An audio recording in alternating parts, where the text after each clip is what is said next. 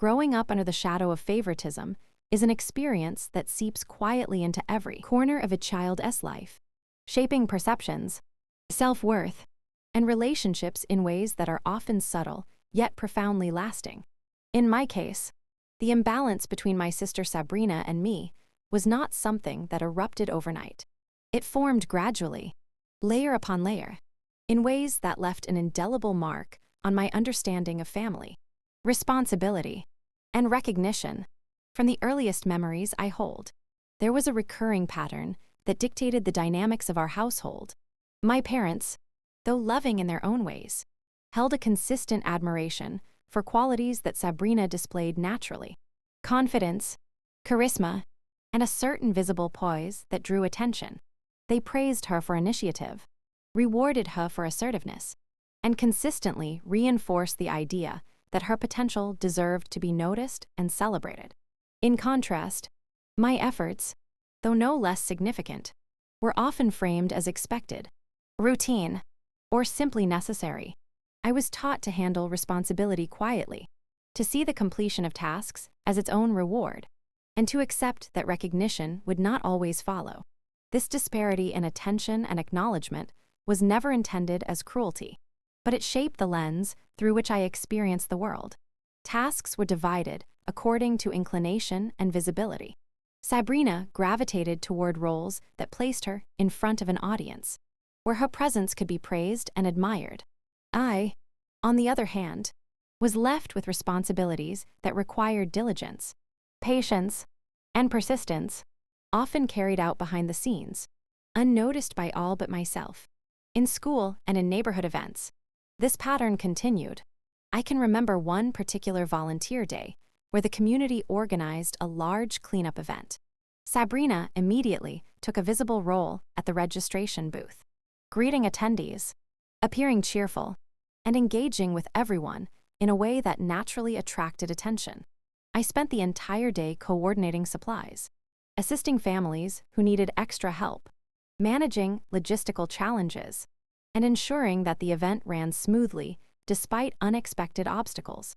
When it came time for public acknowledgement, my parents and the organizers highlighted Sabrina's role, while I received no mention for the work that had been essential to the event's success.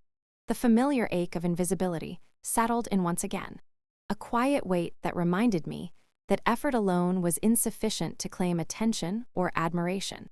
As I grew older, I began to internalize this dynamic in ways that were both protective and formative. I recognized that my parents' admiration for Sabrina was genuine. They truly valued and believed in her potential. I understood, too, that trying to compete for their attention or challenging the imbalance directly often resulted in gentle reminders to not compare yourself to anyone. These messages, while well-intentioned, reinforced the notion that my worth was tied not to recognition, but to responsibility. I learned to accept that my role was to ensure that the household functioned, that plans were executed efficiently, and that tasks were completed accurately.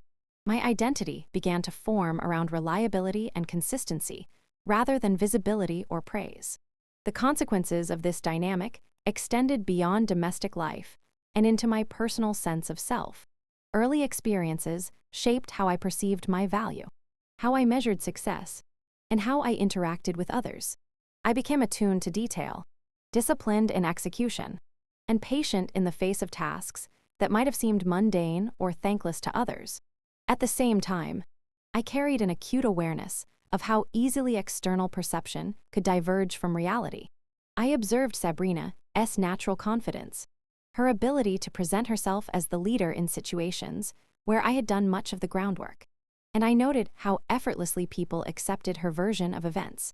This awareness did not immediately translate into resentment, but it created a quiet tension within me, a constant negotiation between patience, diligence, and the desire for recognition that was rarely extended. The favoritism I experienced also influenced the way I approached relationships and collaboration. I learned to navigate spaces carefully, to anticipate where imbalance might emerge, and to adjust my efforts accordingly. In group settings, whether in school projects, volunteer work, or family responsibilities. I often assumed the role of the unseen supporter, the reliable presence that ensured outcomes were achieved without demanding attention. While this cultivated resilience and skill, it also fostered a sense of detachment from external validation.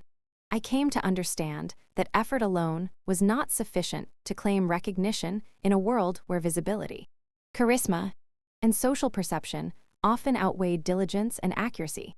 Reflecting on my childhood, I see now that growing up in the wake of favoritism taught me lessons that were both difficult and invaluable.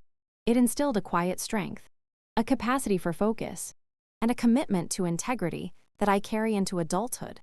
At the same time, it left a complex emotional landscape that required careful navigation. Moments of doubt about my own value, subtle feelings of resentment toward a sibling whose path seemed perpetually easier, and a constant awareness of how recognition is often granted unevenly. I learned to measure success not by the applause I received, but by the consistency, reliability, and integrity of my contributions. This formative experience also shaped my understanding of fairness, accountability, and self-reliance. I recognized early that I could not depend on external validation to affirm my worth.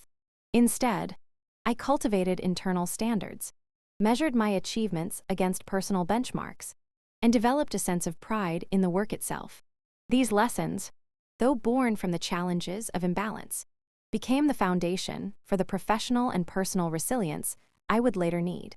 They informed how I approached responsibility in adulthood, how I assessed character in colleagues and friends, and how I defined success beyond the narrow scope of recognition or praise. Even as the shadow of favoritism loomed over my early years, it also quietly prepared me for situations that demanded integrity, discretion, and moral courage. I learned to see through appearances, to recognize effort and intention behind the visible facade, and to act with clarity and precision, even when others around me were rewarded for less substantive contributions. These lessons, while difficult, ultimately became a source of empowerment. I grew to understand that my value was inherent, not contingent on comparison or approval, and that the most important recognition I could seek was from myself, grounded in honesty, competence, and integrity. In retrospect, the childhood shadows of favoritism shaped not only my relationship with my sister and parents, but also the person I became.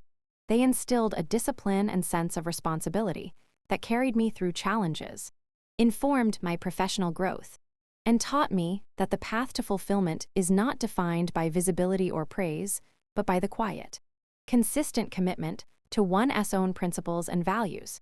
These early experiences left their mark, but they also left me equipped with the resilience, clarity, and self-awareness that would guide every step of my journey into adulthood, where I would finally claim the recognition, respect, and peace that had long been overlooked in the shadow of another.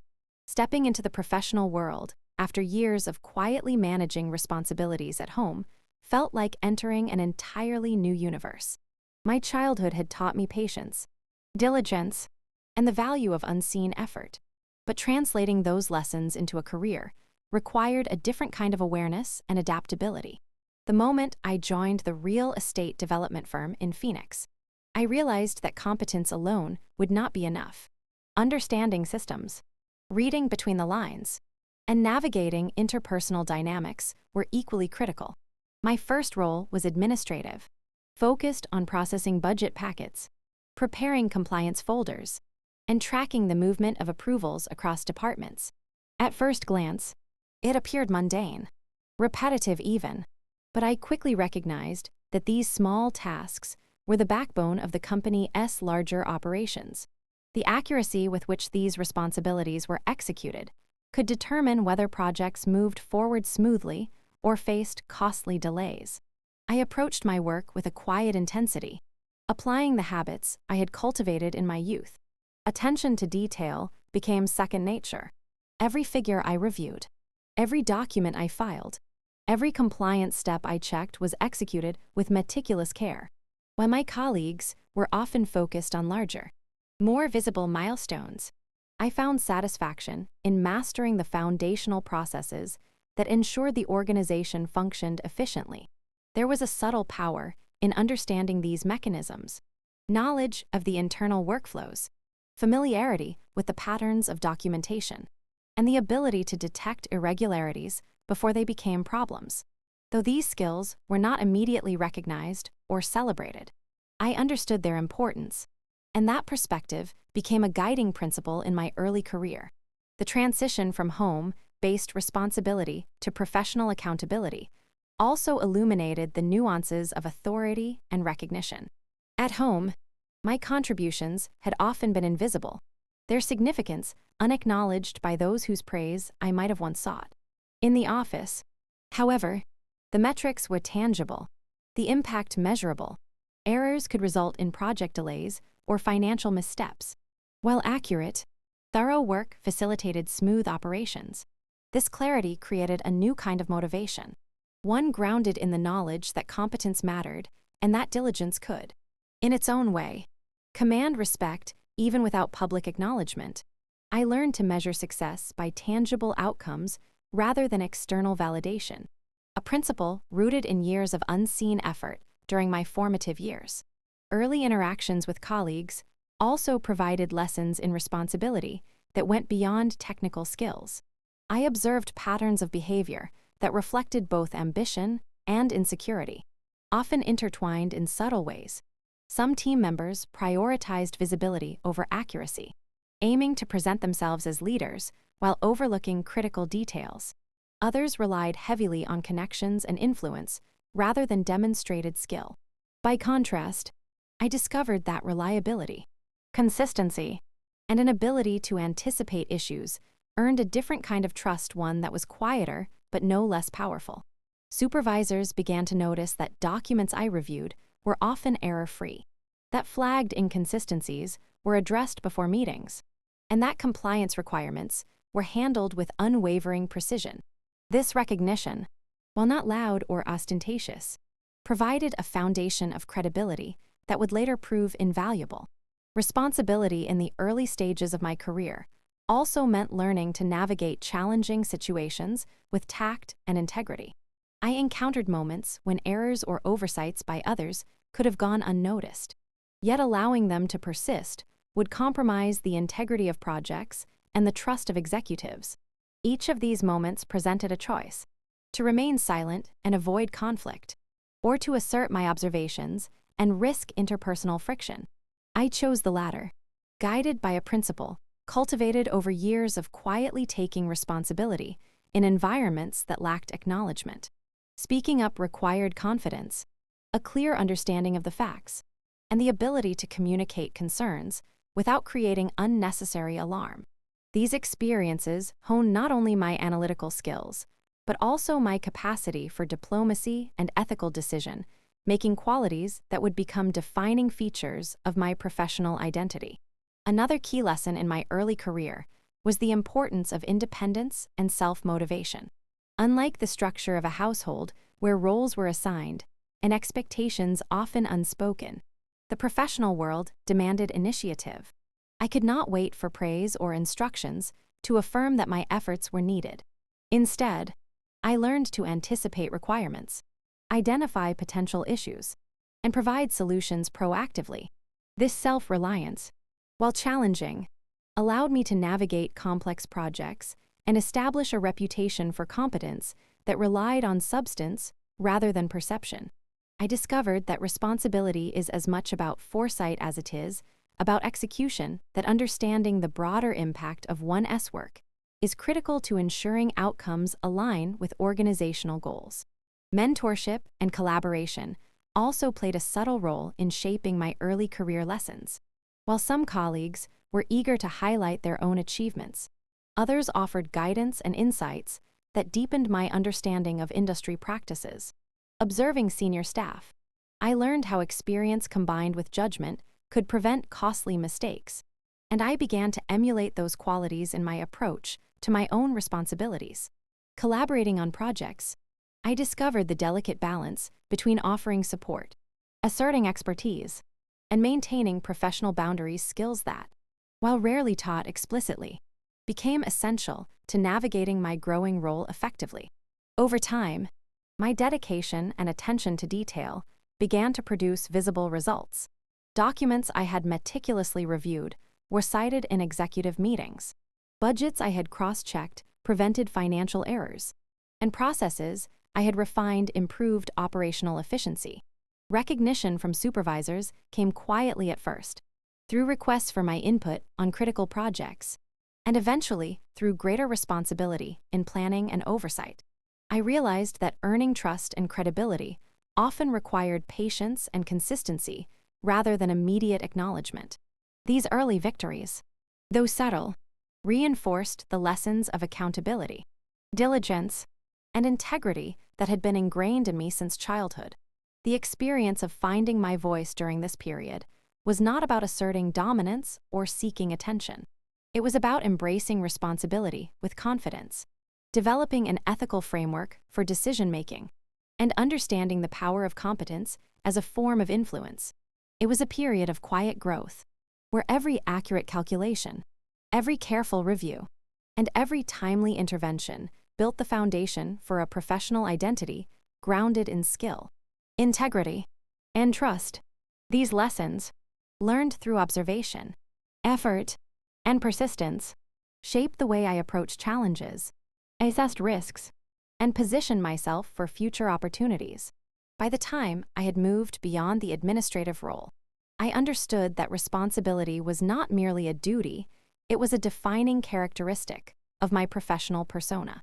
It required vigilance, initiative, ethical judgment, and a willingness to act even when recognition was uncertain.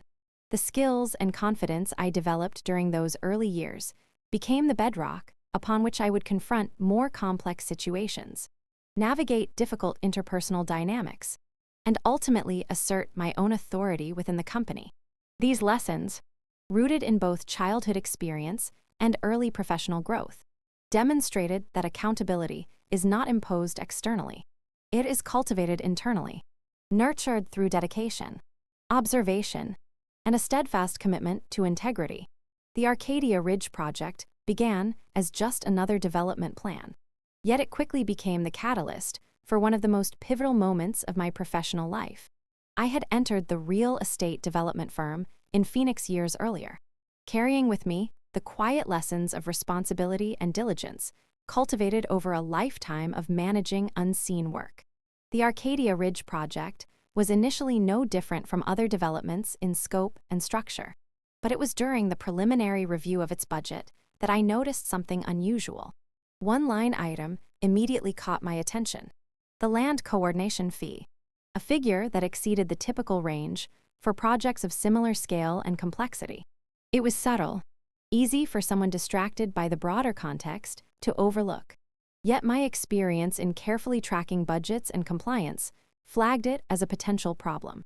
I double-checked surrounding entries and cross-referenced prior project files, looking for consistency. None of the other documents matched this inflated estimate. I assumed initially that it could have been a clerical mistake or perhaps a temporary adjustment, but the manner in which the figure had been inserted suggested intentionality rather than error. As I explored the anomaly further, I discovered a secondary spreadsheet attached to the main document.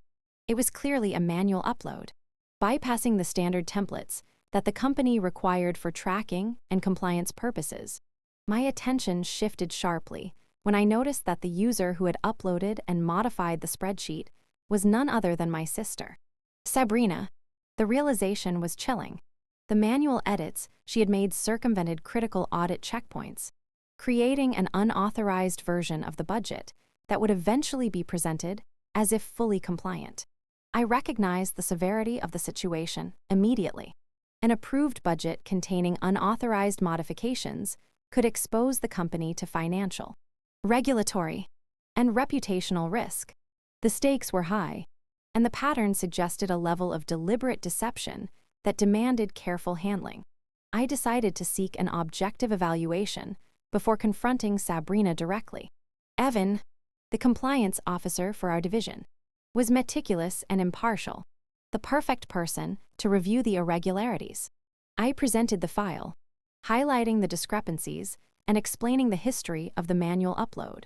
Evan studied the document carefully, noting the overridden verification fields, which were specifically designed to prevent tampering with audit-sensitive entries. He confirmed that the manual edits violated internal compliance protocols, regardless of whether the numbers were technically accurate. This confirmation solidified my understanding. The issue was not merely a numerical anomaly, but a clear breach of company policy, one that required immediate attention to prevent systemic failure. Later that afternoon, I approached Sabrina privately, giving her the opportunity to address the issue directly. My approach was professional and measured, rooted in the principle that errors, when corrected early, can prevent far more serious consequences. I explained that the spreadsheet contained unauthorized edits and needed correction before the upcoming planning meeting. Her reaction was dismissive, a subtle smirk masking an underlying defensiveness. She suggested that I was overreacting, implying that my concern stemmed from feeling threatened by her growing responsibilities within the company. When I pointed out the overridden audit fields, she brushed my hand away and instructed me not to complicate simple tasks. Her response was an unmistakable signal that she intended to maintain control over the situation and would not acknowledge the breach voluntarily.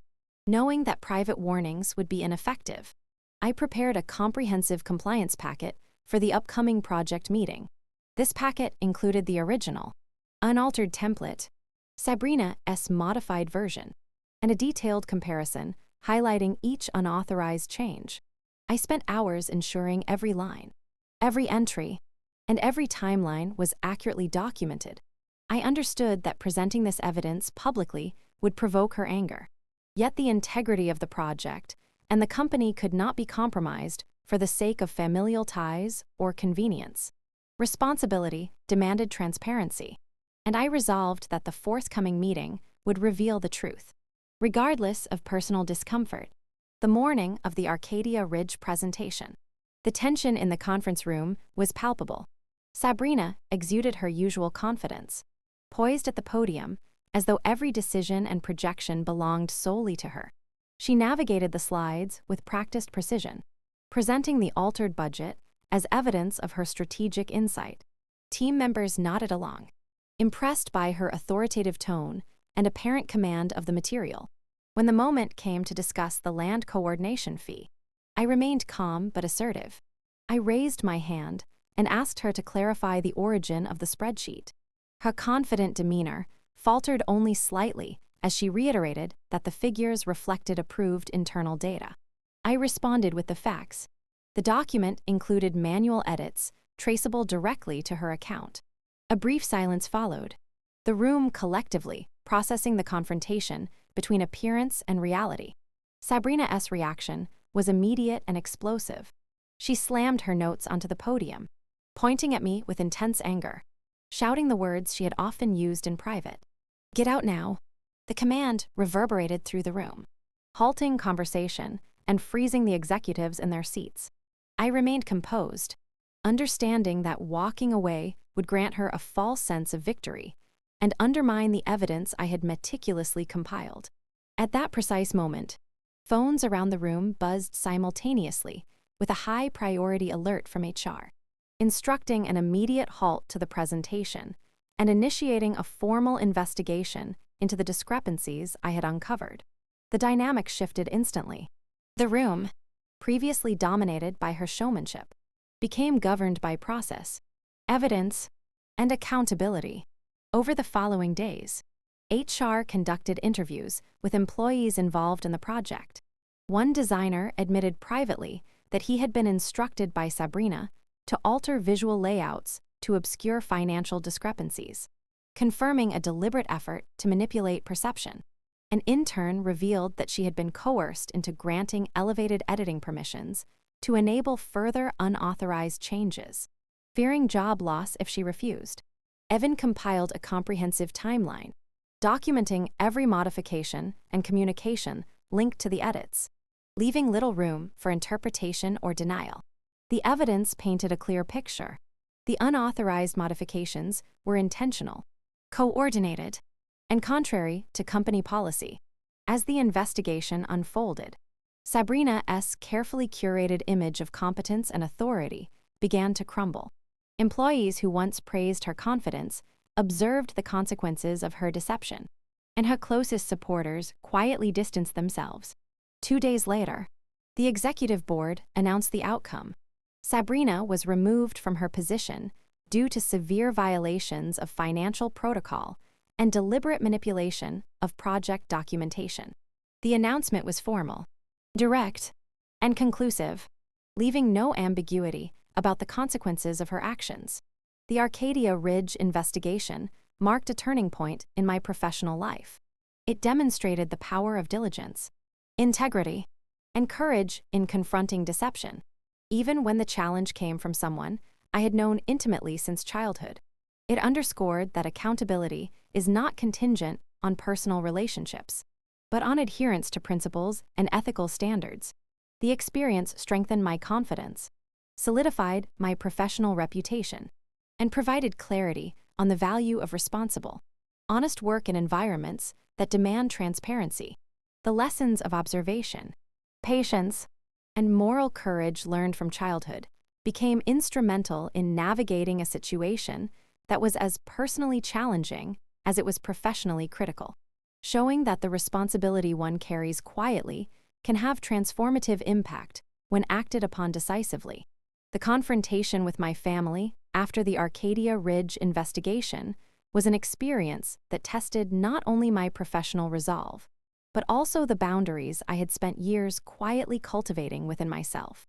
For most of my life, the relationship between my sister, Sabrina, and me had been shaped by an unspoken hierarchy of approval and attention. My parents, intentionally or not, had consistently celebrated her achievements while assigning me the role of responsible caretaker of tasks that were vital but rarely acknowledged. This pattern had taught me resilience, patience, and an unwavering focus on duty. Yet it also created an invisible tether to their expectations, a sense that my efforts were valuable only if they remained unnoticed and unquestioned. When the investigation concluded, and Sabrina faced consequences for her deliberate manipulation of the Arcadia Ridge documentation, the long-standing dynamic within our family erupted into confrontation, bringing decades of suppressed tension to the surface. The first call came from my mother. Her voice, though familiar, carried an edge of sharpness that immediately set the tone for the conversation.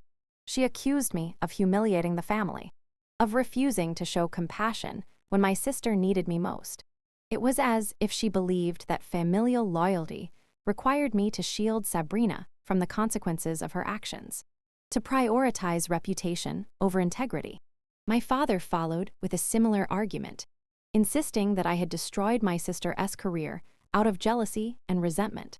Their words were relentless, a barrage that attempted to invalidate the careful, principled decisions I had made at the office.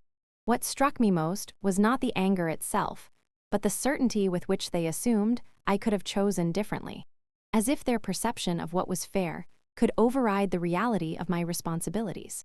I listened without interruption, understanding that responding in the heat of emotion would not lead to comprehension. Years of growing up in the shadow of favoritism had taught me the value of measured response, the importance of holding one's ground while maintaining composure. My parents' disappointment, while deeply familiar, no longer carried the same authority over my self-perception that it once had.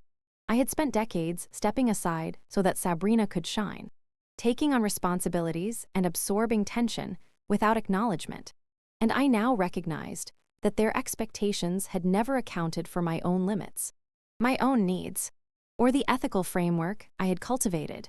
The conversation shifted as my parents attempted to frame the situation in terms of familial duty, arguing that siblings should protect one another, even in the face of mistakes.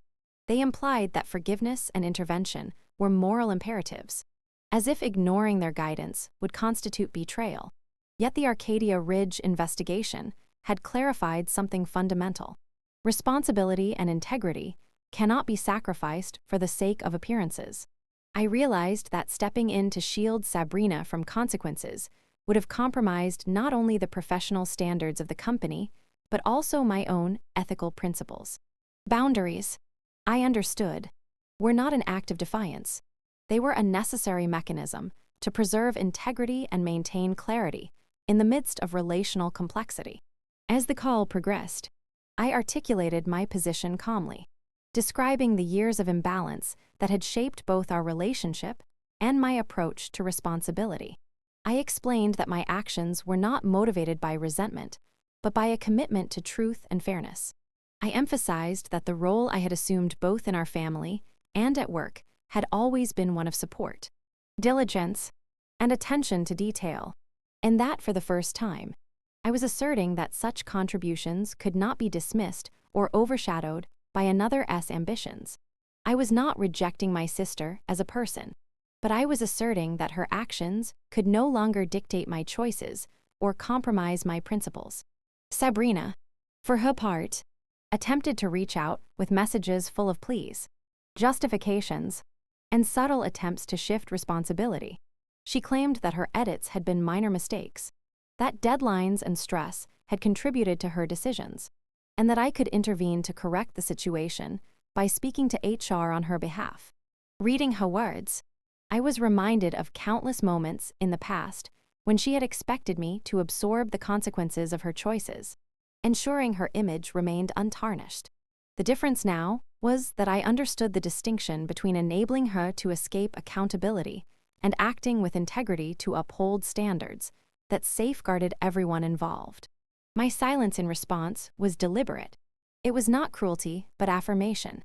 I owed her nothing, and protecting my own principles required a refusal to participate in her attempts at manipulation. The confrontation with my parents extended beyond immediate reactions. They struggled to accept that my sense of duty and loyalty had limits, and that maintaining integrity sometimes meant making decisions they found uncomfortable. Their disappointment, though genuine from their perspective, could not override my experience, judgment, or ethical considerations. Over time, I recognized that family expectations, when unexamined or rigidly applied, could become a form of emotional leverage that undermined autonomy. Establishing boundaries in this context required courage, clarity, and a willingness to accept the inevitable tension that comes with asserting self-respect against deeply ingrained patterns of influence. This period of confrontation was transformative because it forced me to reconcile two critical aspects of my identity: the loyalty and diligence instilled in me throughout childhood, and the emerging recognition that integrity and personal boundaries must take precedence over external pressure. I realized that my value was not contingent upon my parents' approval or my sister's acknowledgement.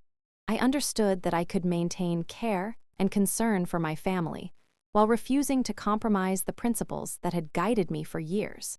Setting boundaries was not a rejection of love or family ties. It was a necessary step to protect my own mental, emotional, and ethical well-being. As the days passed, the calls from my parents ceased, and the silence that followed was striking in its quiet affirmation of the new dynamic. Sabrina, having faced the consequences of her actions independently, no longer reached out with the same frequency or expectation of intervention. The absence of pressure allowed me to reflect on the patterns that had governed our family interactions for decades. I understood that their reactions, though emotionally charged, were rooted in a worldview that equated loyalty with protection at any cost. My response, grounded in accountability, principle, and self-respect, was equally valid. I realized that maintaining my boundaries did not diminish my love or concern, but allowed me to engage with my family on terms that respected my integrity. Through this confrontation, I internalized a profound lesson about the interplay between responsibility, accountability, and personal limits. I learned that true maturity involves recognizing when relationships, even with family, cannot dictate ethical choices. Boundaries are not punitive. They are protective, safeguarding the ability to act with clarity, honesty, and integrity. Establishing them requires courage, particularly when faced with emotional appeals and long-standing expectations. Yet it is through this courage that one preserves the space necessary for growth, self-definition, and professional as well as personal fulfillment. By the time the immediate tension subsided, I felt a sense of liberation that had long eluded me. The confrontation affirmed that I could honor my values without yielding to external pressure, and that the principles guiding my actions were more important than the approval of others. It reinforced the understanding that accountability is not situational but consistent, and that family dynamics, while influential, do not have the authority to dictate ethical decisions. In navigating these confrontations, I claimed ownership over my life, my choices, and my professional and personal integrity, finally stepping into a space where respect for oneself outweighs the weight of imposed expectation. The period following the Arcadia Ridge investigation and the subsequent family confrontations marked the beginning of a chapter in my life defined by clarity, purpose, and self-determined direction. For years, my identity had been shaped by external expectations, family approval, sibling dynamics, and professional hierarchies, but those influences no longer dictated my choices. Emerging from this crucible of professional and personal challenges, I realized that strength was not merely surviving difficult circumstances, but actively cultivating the principles that would guide me through them. Integrity, accountability, and a commitment to self-defined success became the pillars upon which I rebuilt both my professional and personal life, providing a framework that allowed me to navigate complexity without compromising my values. At work, the aftermath of the investigation created an environment that demanded both vigilance and innovation. The restructuring of processes in the wake of Sabrina's removal revealed inefficiencies that had long existed under the surface, and it became my responsibility to ensure that similar breaches could not recur. I stepped into the role of lead budget analyst, a position that reflected both recognition of my expertise and the trust placed in me to uphold the integrity of every project. In this capacity, I overhauled templates, refined approval workflows, and implemented digital safeguards that prevented unauthorized changes, ensuring that every document, spreadsheet, and submission could withstand scrutiny. The work required not only technical competence, but also strategic foresight, an understanding of human tendencies toward error or manipulation, and the ability to design systems that reinforce transparency. It was in this meticulous and forward-thinking approach that I found both satisfaction and empowerment. Emerging stronger also meant embracing accountability not as a burden, but as a defining characteristic of professional and personal integrity. In the past, responsibility had often been assigned to me silently, without acknowledgement or reward. I had internalized the expectation that diligence was its own form of compensation, and in many ways, that philosophy shaped my approach to the role I now held. Yet, accountability in a leadership capacity demanded more than quiet competence. It required visibility, assertiveness, and a willingness to intervene when ethical or procedural standards were at risk. I discovered that true accountability involves anticipating consequences, addressing issues before they escalate, and maintaining consistent communication with all stakeholders. This principle guided every decision I made, from reviewing budgets to mentoring junior staff, and it reinforced the trust of colleagues and supervisors alike. A crucial aspect of this period was the recognition that success need not be defined by others' standards or expectations. For much of my life, I had measured my achievements against the backdrop of my sister's accomplishments and the parameters set by family approval. Those benchmarks, however, were inherently flawed, as they were designed to elevate her while minimizing the recognition of my contributions. The experiences of the Arcadia Ridge investigation and subsequent family confrontations illuminated the necessity of defining my own measures of achievement. I began to evaluate success not in terms of external validation, accolades, or comparisons, but in terms of the quality of my work, the ethical consistency of my decisions, and the tangible impact I created in professional and personal spheres. This shift allowed me to pursue initiatives with clarity and confidence, free from the shadow of previous expectations. The professional advancements I achieved during this period were meaningful not because they elevated my status in the eyes of others, but because they reflected the integrity with which I had approached challenges. When project teams across the firm began commenting on how much smoother workflows had become, I recognized that the improvements were a direct result of consistent, principled effort. Every safeguard I implemented, every discrepancy I caught, and every system refinement contributed not only to operational efficiency, but also to a culture of accountability that reinforced transparency across the organization. In these moments, I felt a profound alignment between my values and my work, a sense of purpose that transcended simple recognition. Equally important was the effect of these experiences on my personal life. With the familial pressures and emotional turbulence of the past removed from my immediate environment, I found a rare and restorative sense of calm. Weekends that had once been tinged with anxiety or unresolved tension now allowed space for reflection, rest, and personal growth. I pursued activities and relationships that resonated with my values rather than those dictated by expectation. I learned to appreciate the stillness of self-directed time, the clarity that emerged from disengaging from manipulative or demanding dynamics, and the freedom to define my own priorities. The absence of constant judgment and comparison allowed me to cultivate self-respect and confidence, reinforcing the lessons of resilience I had internalized throughout my life. Emerging stronger also meant developing emotional and psychological resilience that could withstand future challenges.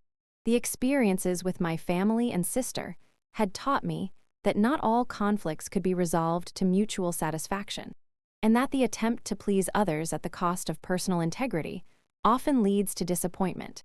I embrace the understanding that boundaries are not walls, but protective measures that safeguard one's values, enabling engagement with the world from a position of strength rather than obligation. This mindset allowed me to navigate complex interpersonal dynamics at work and in my personal life without compromising the ethical and professional standards I had committed to uphold. The cumulative effect of these experiences was a profound transformation in self-perception. I understood that integrity is not situational, but consistent. Accountability is not imposed, but chosen. And success is most meaningful when it is self-defined. The lessons I had internalized over decades of careful observation, responsibility, and perseverance converged to create a framework for decision-making and action that was entirely my own. I no longer relied on external validation to guide my choices, and I recognized that ethical principles and personal responsibility would always serve as a more reliable compass than the fleeting approval of others. This transformation extended beyond immediate professional achievements. It influenced how I approached leadership, mentorship, and collaboration, emphasizing the importance of clarity, fairness, and integrity in every interaction. I cultivated an environment in which diligence and accuracy were valued. Mistakes could be addressed transparently, and every team member had the opportunity to contribute meaningfully without fear of misrepresentation or manipulation. The standards I set reflected not only my professional competence, but also the lessons learned from years of navigating familial imbalance and workplace deception. Ultimately, emerging stronger meant claiming ownership of my